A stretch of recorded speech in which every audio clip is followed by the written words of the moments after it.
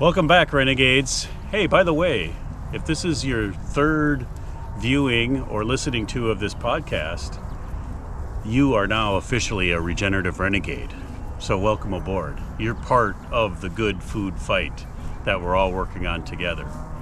In this segment, this episode, we're continuing our conversation with Alan Lewis, and this is the most exciting one because it's about hope and what we need to do for the future to improve our food system, and that there are many regenerative renegades already working on this.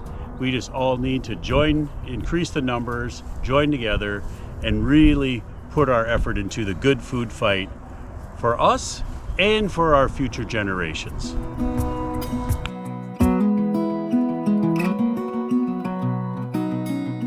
There's been a couple generations that have been trained that you can't earn a living in agriculture for whatever reason. You just can't. They don't exactly know why, probably, but they know that they have examples. They've seen it unfold before their eyes. So when you're about to jump into an endeavor like that, you know it's going to be a lot of hard work. And I'm not sure the market is there. I'm not sure I'm going to make a margin on all this work. I've seen failure right before me. I'm not sure why all that happened necessarily, but it happened. So there's some headwinds there to, I agree on the younger generation. They're hungry. They want to change. They want to bring it about. Now they need the market though. They need the market. The market has to allow them to do it and sustain.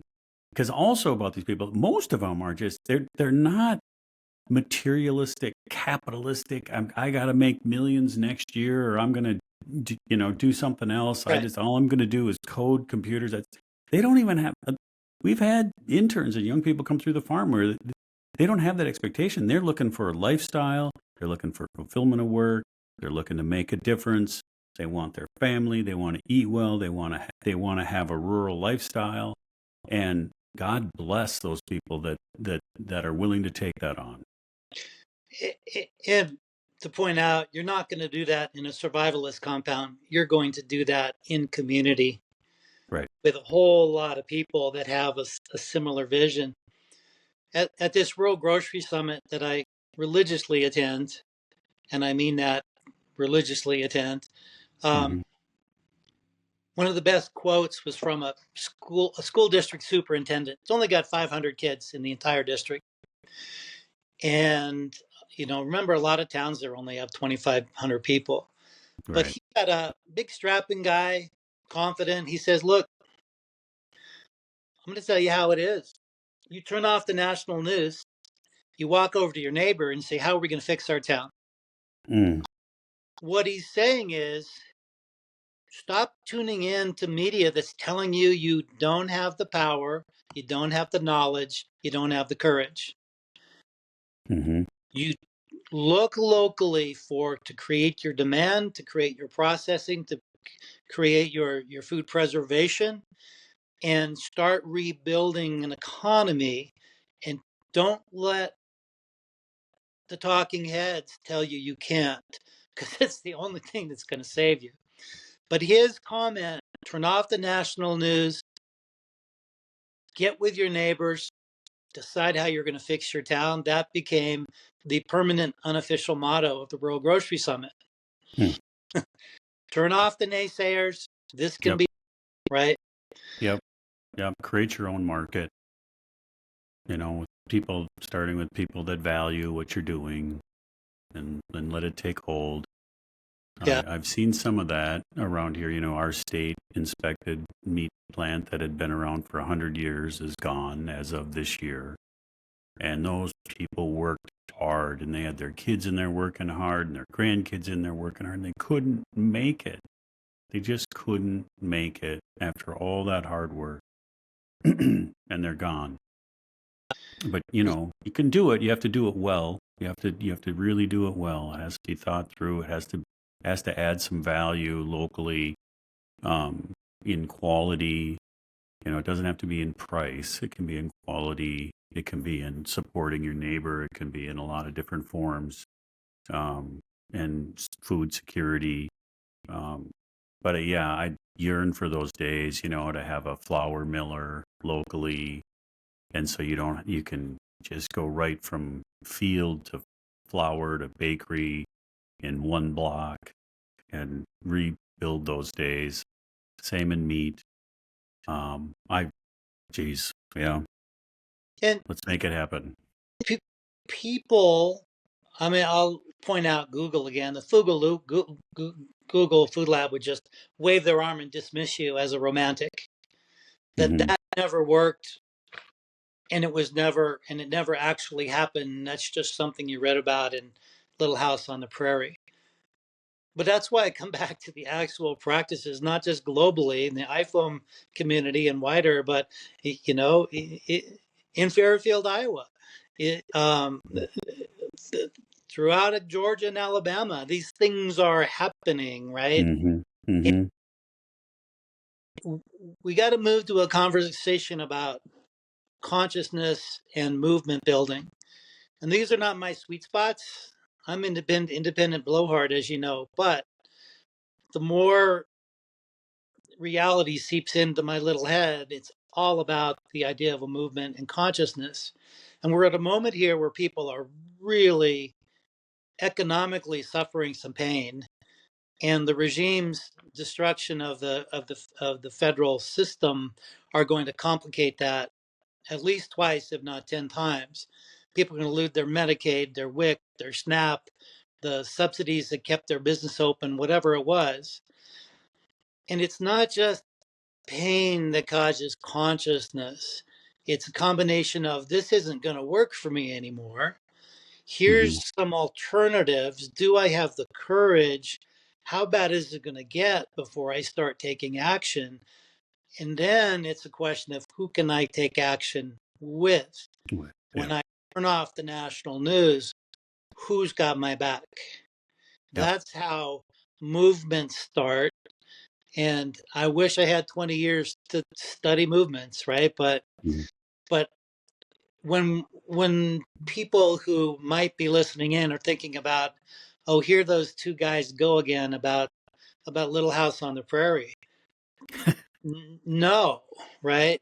Nope. You can put up for $1,000 a legal grain mill in your town, and you can mill all kinds of stuff. And Hmm. even though it looks more expensive, by the time you look at the cost, the full cost of buying from Sam's Club versus the full benefit of buying from your local miller, your local butcher, your local dairy, it is so powerful. That's Well, I'm glad you yeah, brought that up because we have to look past price and look to value. What yeah, is the value in that package? What's contained in there? What embodies what's in that package? What's the true value? And the true value in in some conventional products is, but it's negative. right, They could give it away and it still would have a cost right, to be free. And if we were to put a real value on nutrition and all the benefits we talked about, biodiversity and food security and resiliency and all water, who knows what the true value is? I haven't quantified it. I just know that that true value is more than what our product retails for. So when you look at that local ecosystem of an economy and ecosystem, you there's many. I just want to emphasize to our listeners, there's many benefits that go beyond that price. Um, and that's and if you educate yourself a little bit, you'll start to learn what those benefits are by just swimming upstream a little bit and who's growing it, how are they growing it, how is it being processed, what was not added to it, not extending it, nutritional density, all of that is just it then that that lights the fire for me. It's like, yes, let's and get at the another value.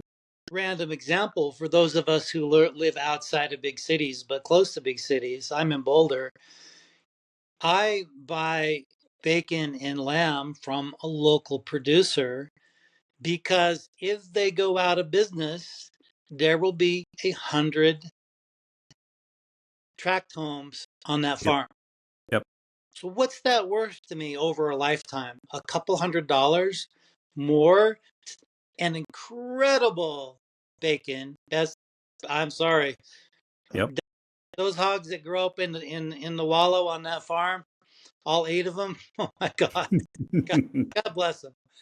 But those are just the random example of the bigger value that we're talking about is the landscape and the beauty of where we live, or this at least the some sort of appealing nature of where we live. Think about the 1,000 acres right around here that we're right around us, right here where we're grazing. There's two options. So one option, we're 45 minutes from Minneapolis, more houses, more subdivisions on that land. I get calls and emails probably once a week. Hey, we're looking at that land. Here's an offer. No, thanks.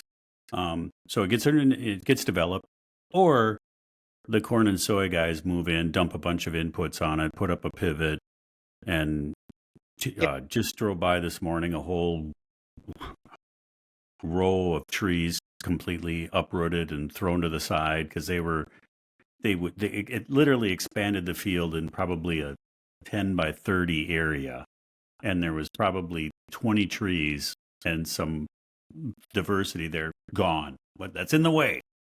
Even though it was on the edge of the field, right on the road, they still had to go. So you either have more, you either going to get more of that, or you get more subdivisions. And I'm just hanging on tightly to this 1,000 acres. Go, no, we got to keep this intact. Yeah, that's the only way to do it. But one of the things that we're kind of glossing over is the cost of food. It's easy to say Yep. pay more for real value, quality, imagined value, or whatever. When you're with people who are trying to feed themselves and not being successful, Mm-hmm. it's, the message, they understand it. Don't get me wrong, they get this. Yeah. In fact, in my humble experience and limited experience, the more a family is struggling to food, the more to buy food, the more focused they are on the quality of the food. They don't want to buy the cow plop at the big grocery store, even though it looks cheaper. The nutrient density, it's amazing the amount of innate cultural science that still exists across our country and the world in terms of I need my family to eat the best quality food. I don't need to fatten them up. But when it comes to price, all that I can say is buy better when you can, Yeah. stay fed, buy better when you can. But um, it, you know, you asked me about my motivations. I forget to tell you, my daddy was a preacher. So that, Oh, I was trying that to tease that out of you. I was that's wondering where my it little was. secret.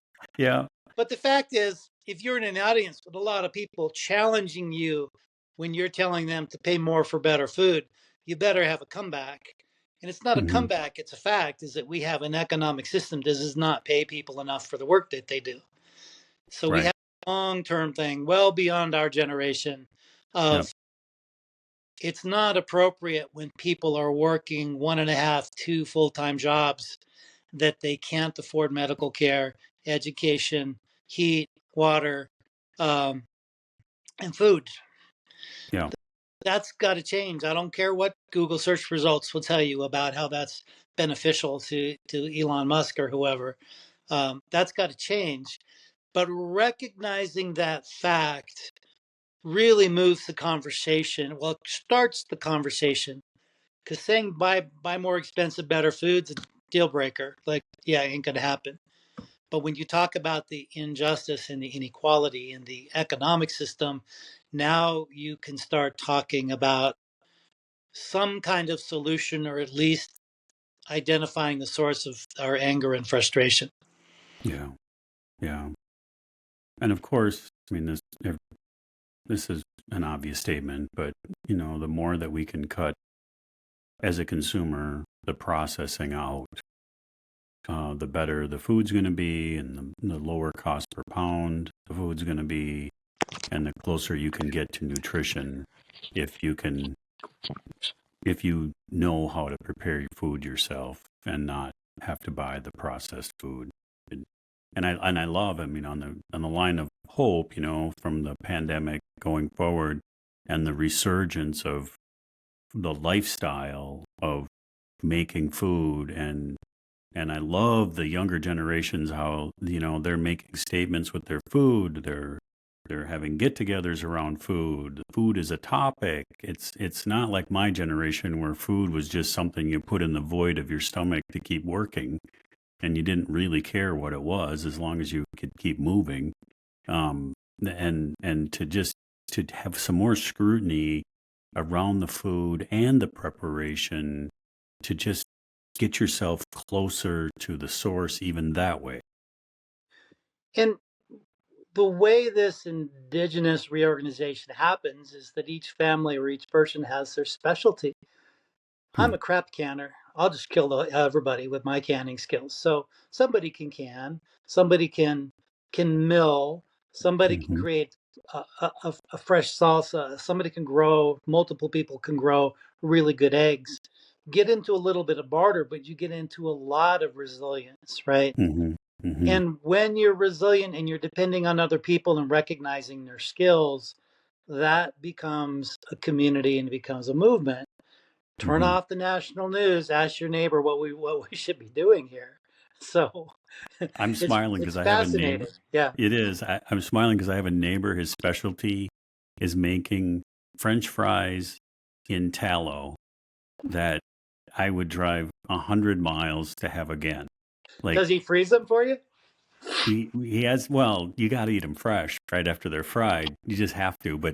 The the potato from the farm, cut there, fried in tallow, is just such a delicacy, and that's his skill set. He does a lot of other things really great, but Yeah. that's the food that, when you go there, you're like, okay, are you gonna make those fries again for me?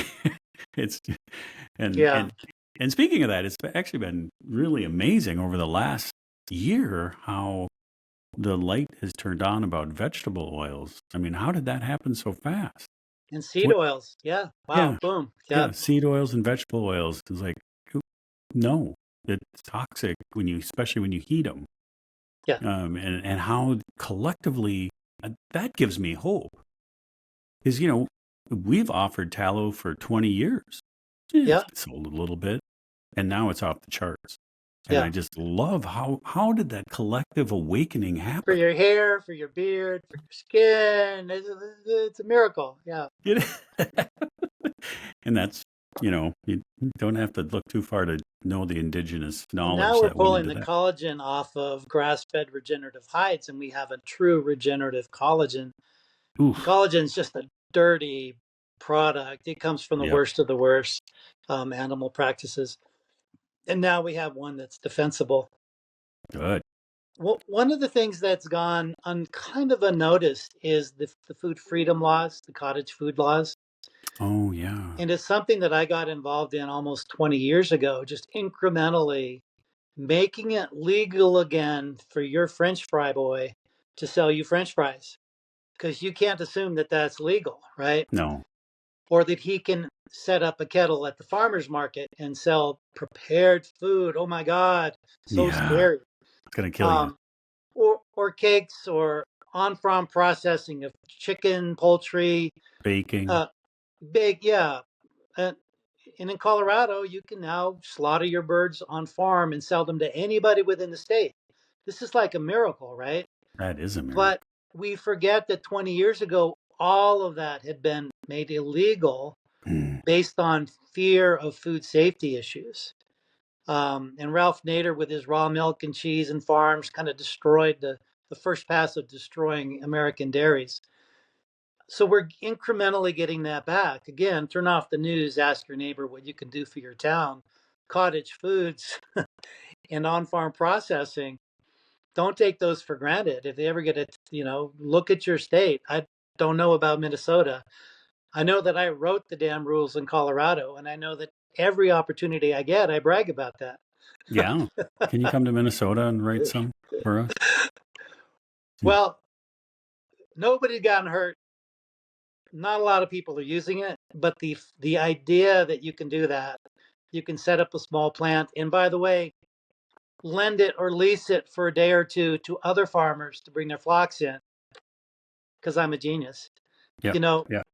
these are the barriers that when we get back to the idea of Atumwa and removing all of that regional processing, those were laws that were put in place with ag lobbyists to prevent competition. Now we're Mm, slowly and quietly bringing those down. Judith McGeary at Farm and Ranch Freedom in Texas is like a magician, and I help her a lot on these things. And what mm. I do is representing natural grocers. I'm like, cottage foods is where a family learns the food business. If they can't sell into the market early, they run the risk of wasting their life savings or making a mistake that they can't recover from. Let small scale producers have a toehold, a limited toehold, so that we can start rebuilding the rural economy. Powerful argument. It really works well. No, it's amazing. That's spot on. I'm glad you brought that up because we're dealing with that right now on our farm. And I've just made a note like, okay, I gotta be better versed in what those cottage production foods are locally because it is a roadblock, because the retailer comes back and says, well, I can't sell this.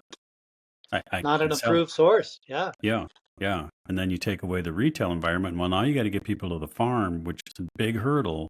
Let's make this really inconvenient. You got to drive an extra 20 miles away from where you live to find this food and Yeah. hope they have it when you get there. And, so yeah, that's core to everything we're talking about in remaking the food system. It's cottage foods. You're so right. There's so many lessons to be learned there.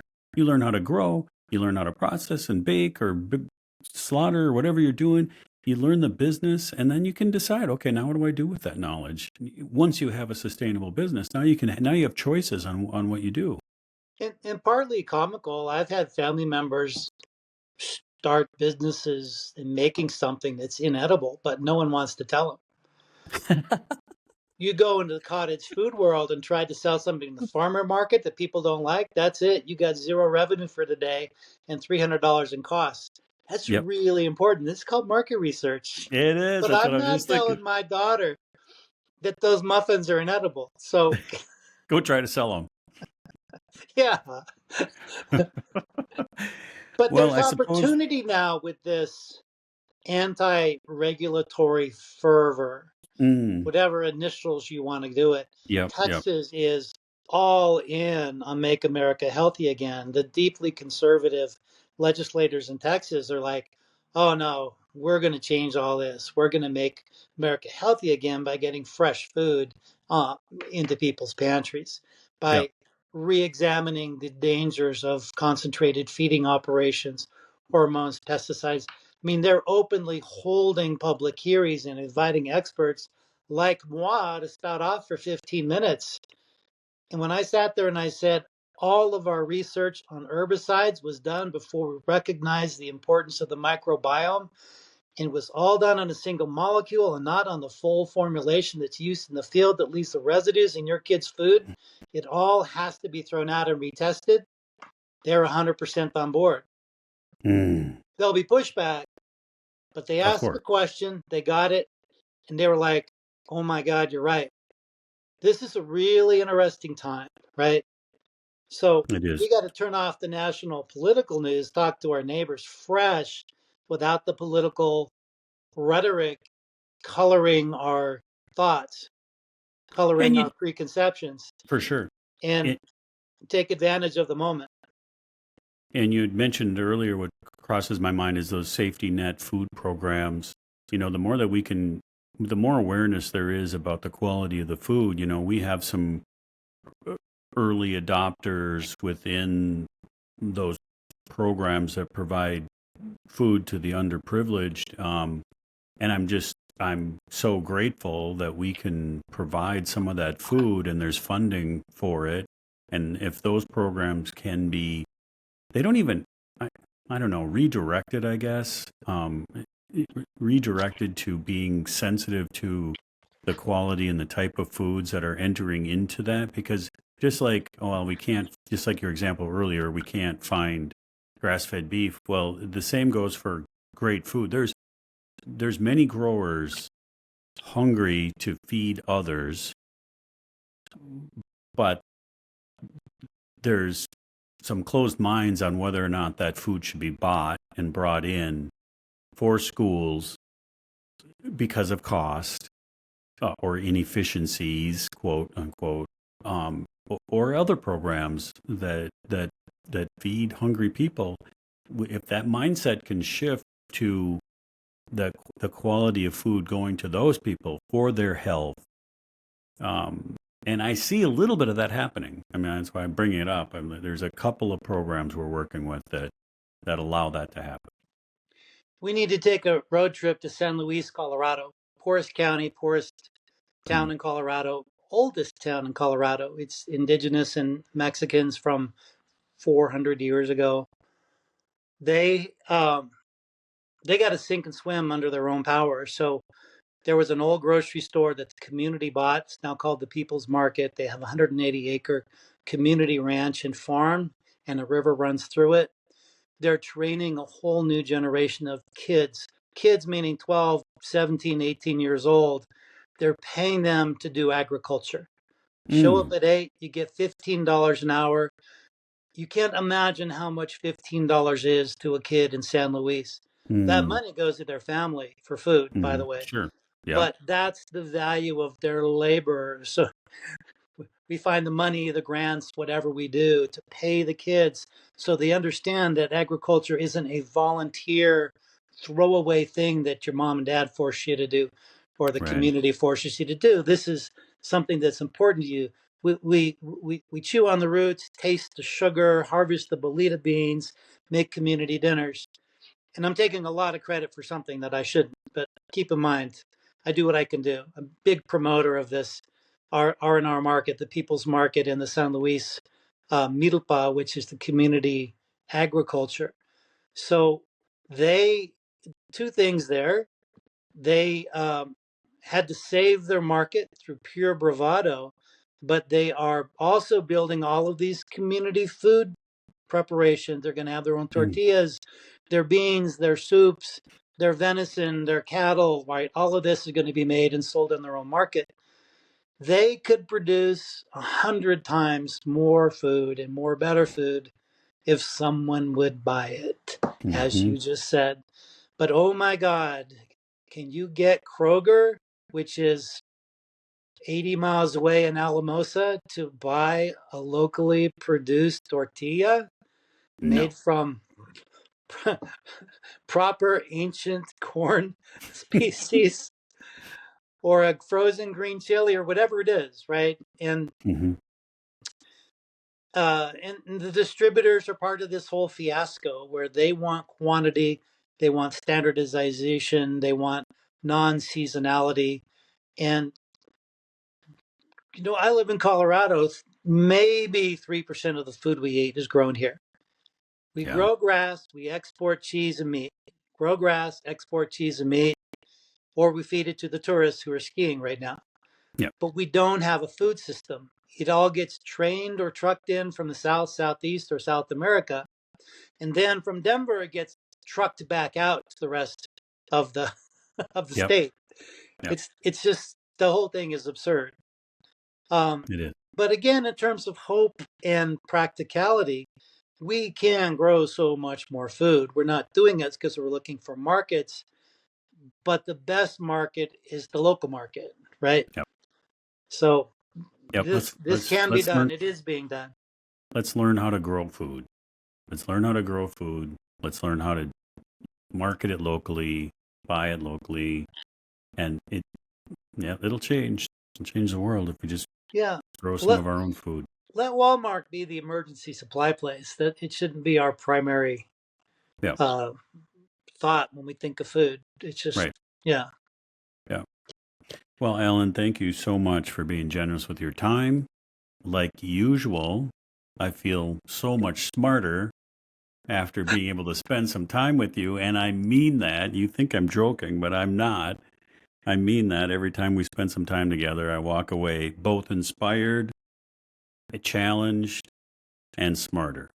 So thank you very much for joining us. Well, you're welcome. Thanks for the flattery. And by the way, I brag about you all the time. So don't go anywhere. Don't sell that 1,000 acres.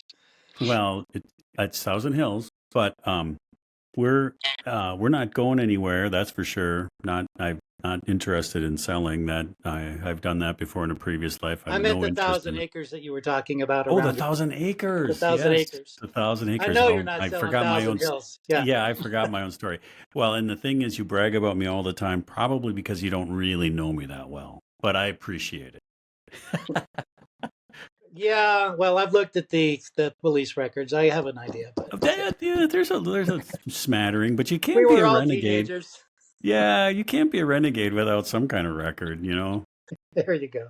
I know what the Anyway, inside it of was a a I know great what the inside of a conversation. jail Thank cell you. looks like. So yeah, Yeah, I love your insights. It's been really fun to talk to you, and I think it was a good, likewise. well-rounded conversation for people to understand that they have so much power. Yes, they Stop do. listening to people to tell you that you don't. Right? Yes, you have so much power. That dollar, your thoughts, your initiatives, you have so much power. Don't let anyone take that away from you. For That's sure. the silver lining to the government walking away from supporting Americans, is that we're no longer waiting for the government. Right. So it's a little kind of a blunt force comment, but keep that in mind, right? Yep. Yeah. There are ways to move forward. Let's get started. Yeah. Yeah. Alan Lewis, Natural Grocers, and many, many words of great endeavor. Thank you for joining us. Thank you, Matt. Great to talk to you. Bye-bye.